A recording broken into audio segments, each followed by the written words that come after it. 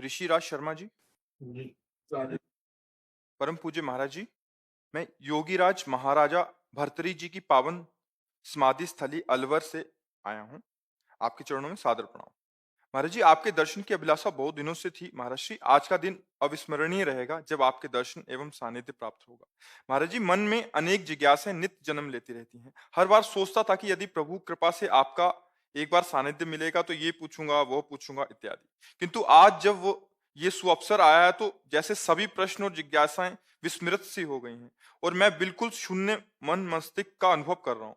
पूछना तो बहुत कुछ चाहता था, किंतु अभी दिमाग में एक ही बात चल रही है कि हनुमान जी महाराज और सीताराम जी महाराज का प्रत्यक्ष दर्शन किस प्रकार जल्दी से हो सकता है, और ऐसी क्या युक्ति है कि एक बार दर्शन हो जाने के बाद प्रभु सदा सर्वदा हमारे आंखों के सामने ही जो रहे। उसमें युक्ति की जरूरत नहीं रहती। एक बार साक्षात्कार के बाद स्थिति यही रहती है।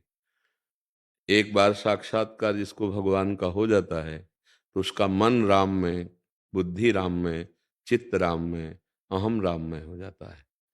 यही साक्षात्कार का स्वरूप होता है। पर इसके लिए निरंतरता चाहिए।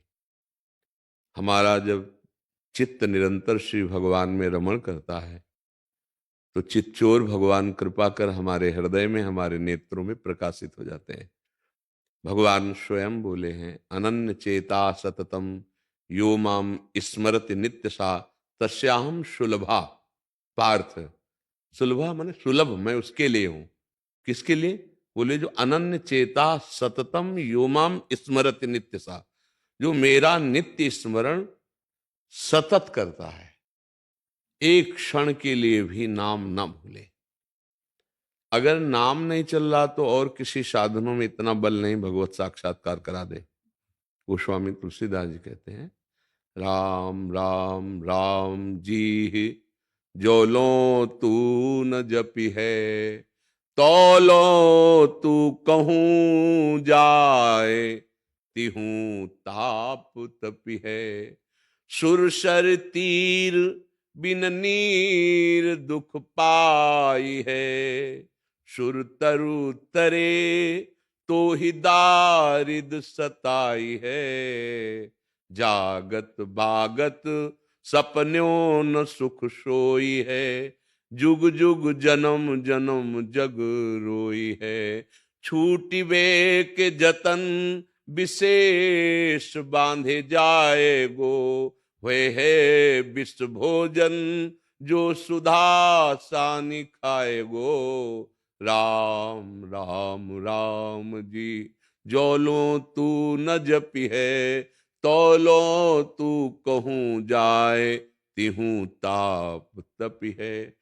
गोस्वामी जी का अनुभव है, जब तक निरंतर नाम नहीं जप करोगे तो कहीं भी चले जाओ, छूटने का जितना प्रयास करोगे उतना बंधते चले जाओगे। भगवान नाम जप भगवान का साक्षात्कार कराने वाला है।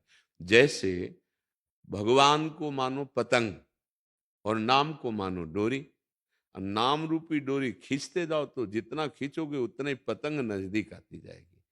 और एकादशी स्कंद भागवत में नवयोगेश्वरों ने वर्णन किया कि जैसे एक एक कवल खाने से क्षुधा निवृत्ति तुष्टि पुष्टि होती जाती है, ऐसे ही एक एक नाम जप से संसार से वैराग्य, स्वरूप का बोध और भगवत चरणारविंदों की प्रेम वृत्ति बढ़ती जाती है। पर जैसे बहुत दिनों का भूखा हो, दो चार कवल में आग ही लगेगी, समझ में नहीं आएगा। पर वो अपना काम कर रहा है, भूख मिटा रहा है, पर जब वो आधा पेट होगा तब उसे समझ में आएगा। ऐसे ही हम जैसे थोड़ा नाम जप कर लें तो और आग बढ़ती है, यद्यपि वो काम कर रहा है, पर समझ में तब आएगा जब 24 घंटे में कम से कम 12 घंटे भजन होने लगे, तब आपको स्वाद समझ में आएगा। और कहीं निरंतर भजन होने लगा तो भगवत साक्षात्कार हो जाएगा। भजन ही साधन है जिससे भगवान की प्राप्ति होती है। गोस्वामी जी कह रहे हैं, मैं भगवान शंकर को साक्षी करके कहता हूं, मेरी जीभ गल जाए जो थोड़ा भी मिथ्या बोलूं। मेरे माई बाप, मुझे जो कुछ प्राप्त हुआ रा और माँ इन्हीं से प्राप्त हुआ है। गोस्वामी जी कह रहे हैं, बस हमको महापुरुषों की बात समझनी है। भगवत साक्षात्कार कैसे होता है? प्रभु को अपना मानकर निरंतर नाम जपने से होता है। बिगड़ी जन्म अनेक की अबहीं सुधरे आज, होई राम को नाम जप तुलसी तज कुसुमाद। गंदे आचरणों का त्याग करके नाम जप करते हुए भगवान से अपनापन वो कृपा करके हमारे नेत्रों में झलकने लगते हैं, हमारे हृदय में प्रकाशित हो जाते हैं।